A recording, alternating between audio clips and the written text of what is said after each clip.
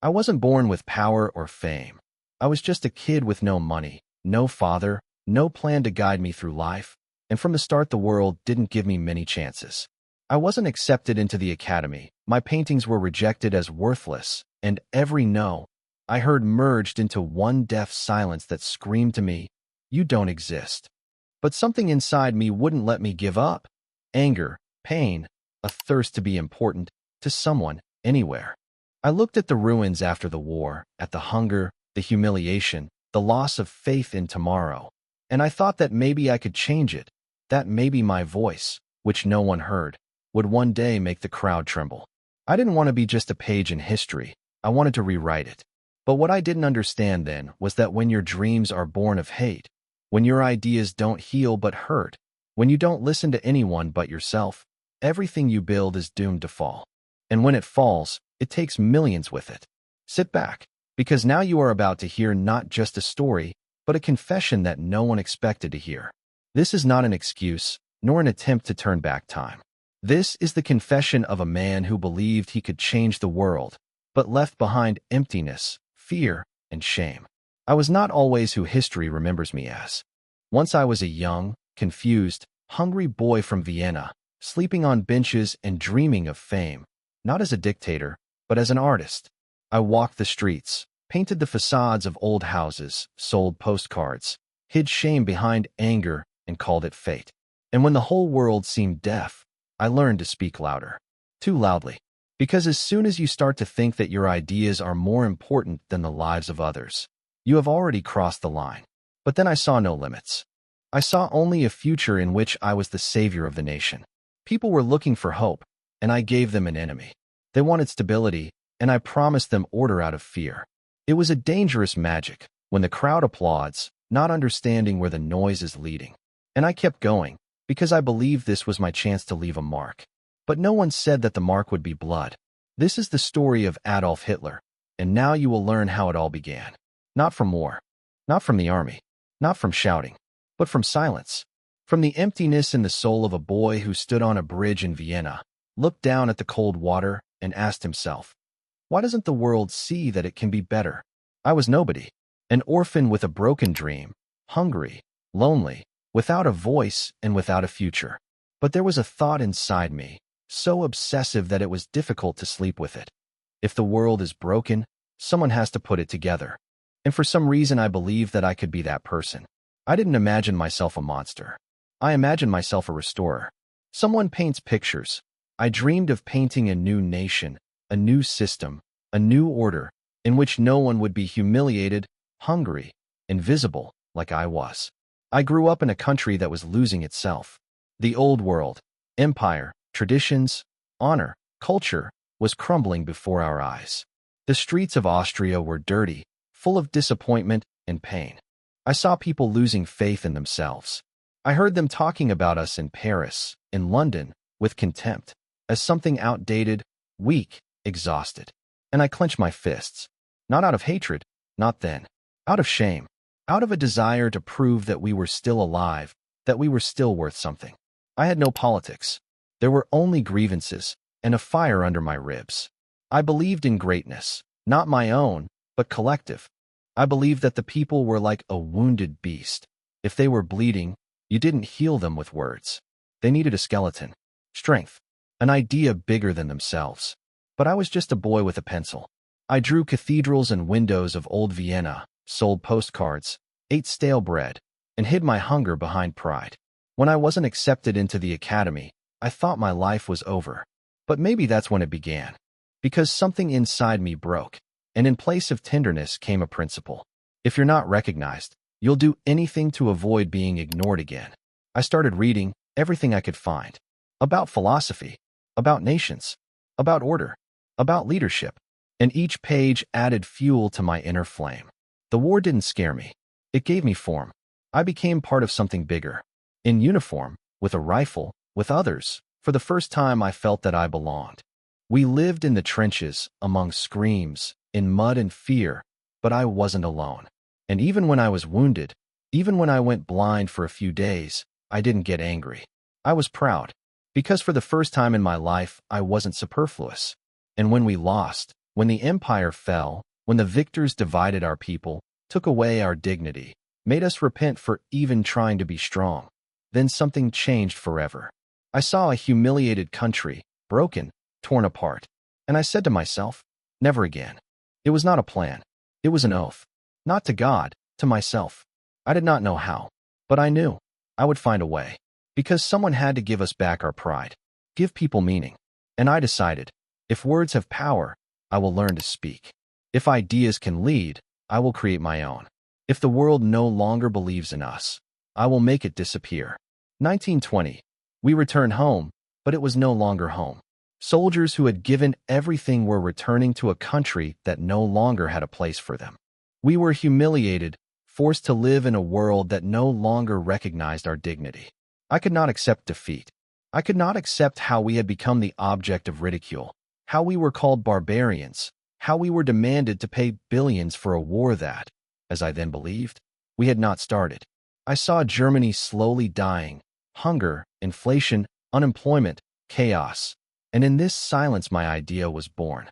I began to speak. At first in small halls, in dark basements, in front of dozens of people. But with each speech I felt, words are power. People cried when I spoke. They stood, they shouted, they saw in me something that they themselves lacked, confidence. And then I realized, my voice is my weapon. In 1921, I led the NSDAP. Back then, it was just a group of angry, lost people who believed that the German spirit was still alive. But I didn't see it as just politics. I saw a mission. To revive what they wanted us to forget. Strength, order, pride. In 1923, I tried to go all in. The Munich Putsch. I thought that people would rise up with me. But we lost. They put me in prison. And do you know what happened in prison? I didn't break down. On the contrary, in the silence of the cell, I felt clear for the first time. I picked up a pen and wrote what would become the beginning of everything. Main camps. It wasn't just a book. It was a manifesto of pain. A view of the world in which all adversity had a face. I created an enemy. And in doing so, I created meaning for people. In 1930, when the Great Depression swept across Europe, my voice began to be heard again. People were losing everything. They no longer believed in democracy. They were looking for someone who would say, I know the way out. And I spoke up. In 1933, I became chancellor. And within a few months, all the doors of power were open. But I didn't celebrate. For me, it wasn't the pinnacle. It was the point from which a new struggle begins. I started with the army. We rebuilt it, contrary to all treaties.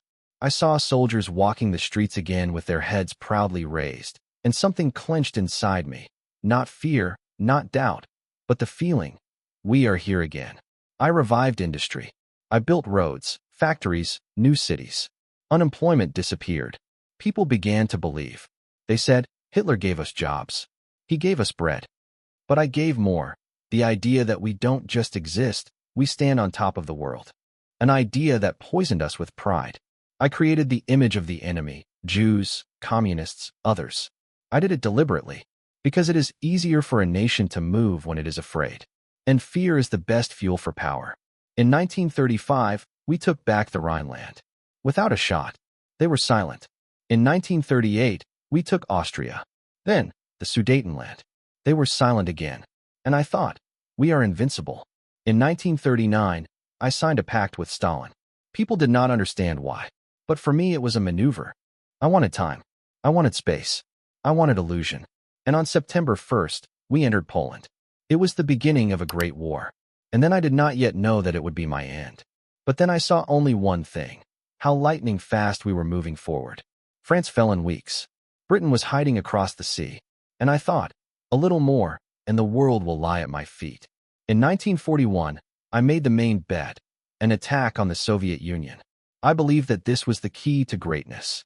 Space, resources, glory. But winter does not ask who you are. It simply comes. And with it came something else, resistance. They did not give up. We were stuck. We were freezing. We were dying. But I could not retreat. Because to retreat meant admitting defeat. And I did not know how to lose. I believed that one more step, and we would win. One more offensive. One more nation. But with each step, the world began to discover the truth.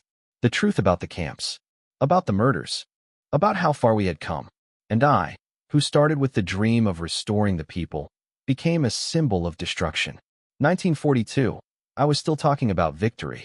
From the stage, from the microphones, in the newspapers, we were still strong, still holding on. But inside, cracks were already starting to burn. The front was stretching, the fuel for the tanks was running out faster than it was coming. The soldiers were freezing under Stalingrad, and every death was no longer heroism. It was becoming routine. I received reports, some about numbers, others about fear. I believed that everything was still under control. But control is an illusion, especially when you have built a world in which everyone is afraid to tell you the truth. Everyone said that we were winning, but in reality, we were already losing strength. Stalingrad broke us, not only on the battlefield, in our heads. It was the first public humiliation. For the first time, we had to be silent, when we hid defeat behind phrases about a temporary retreat. And then I did what everyone who loses control does. I started to press even harder. I gave the order not to retreat a single step. I sent young men into battle with no chance of returning. I built more camps, more walls, more fear, as if this could hold back the collapse. But the cracks grew. The bombs were already falling on Berlin. The Allies had come to Italy, opened a front in Normandy. I saw the map changing, and I still continued to believe that it was possible to turn the course of history. I sat in a bunker and drew arrows on maps that meant nothing, and the world was burning above my head. 1944, an attempt on my life. My own generals. My own. I saw in their eyes not just betrayal, but fatigue. They no longer believed. But I could not stop. Because how can you stop history that has already begun?